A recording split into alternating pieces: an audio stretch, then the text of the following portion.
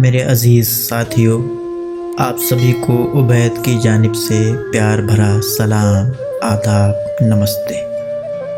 परवीन शाकिर की मशहूर गज़ल क़ैद में गुज़रेगी जो उम्र बड़े काम की थी पेश है, समाअत फरमाएं।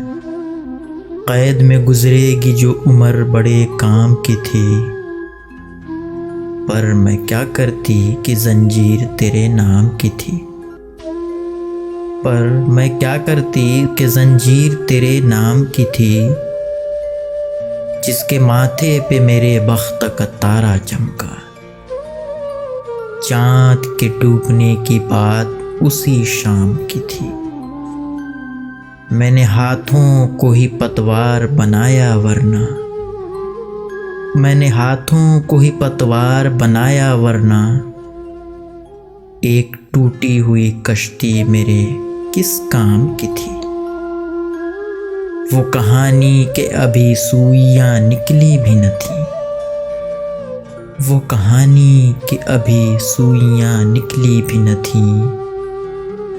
फिक्र हर शख्स को शहजादी के अंजाम की थी।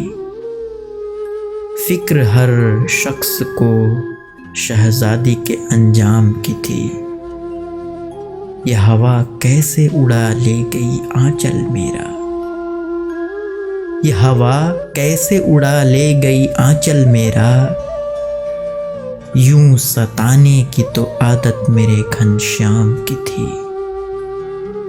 बोझ उठाते हुए फिरती है हमारा अब तक, ए ज़मीं माँ तेरी ये उम्र तो आराम की थी। शुक्रिया।